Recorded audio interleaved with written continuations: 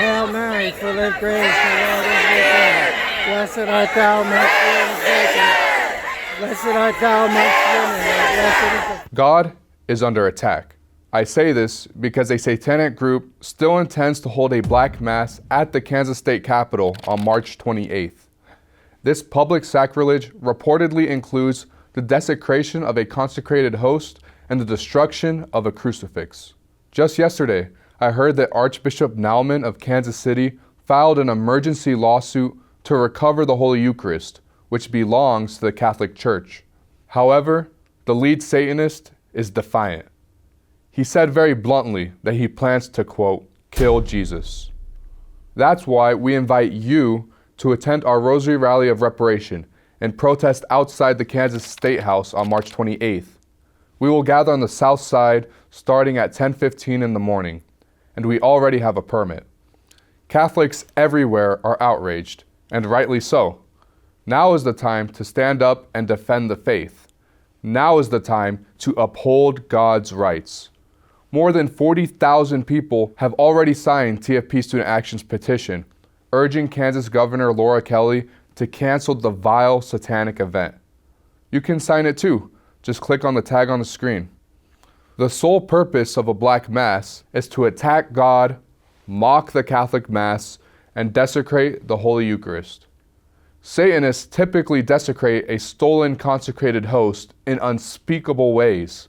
Nothing is more obscene, indecent, or hateful.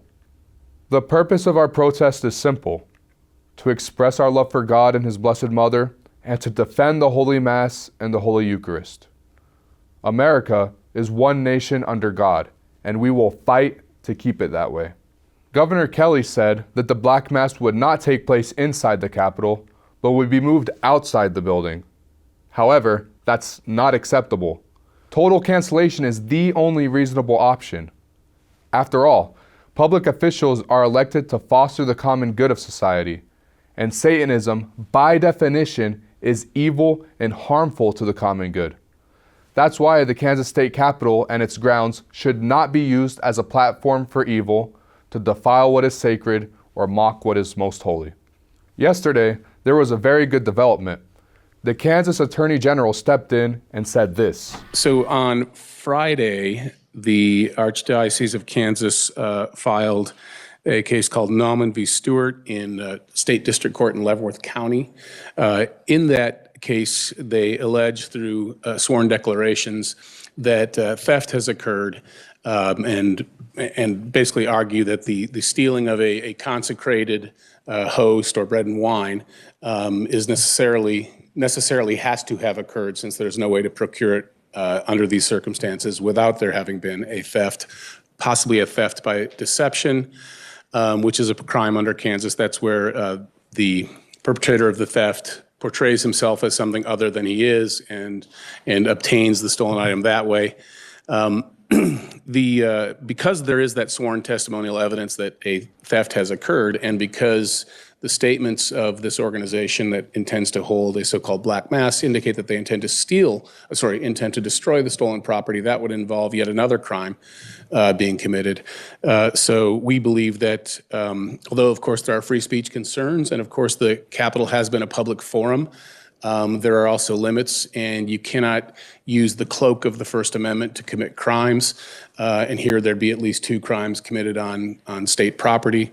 And so we believe that in this circumstance, it would be well within the First Amendment, and it would also be appropriate in the state's interest of preventing crimes for the state not to facilitate this crime occurring either inside the Capitol or on the Capitol grounds. Any members have any questions for the general? Thank you, General.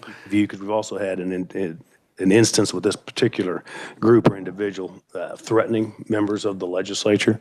So with those two things in mind that are obviously not dealing with free speech, but dealing with actions, and we would call upon the governor to, we do believe the Grotto's advertisement of the Black Mass qualifies as a crime.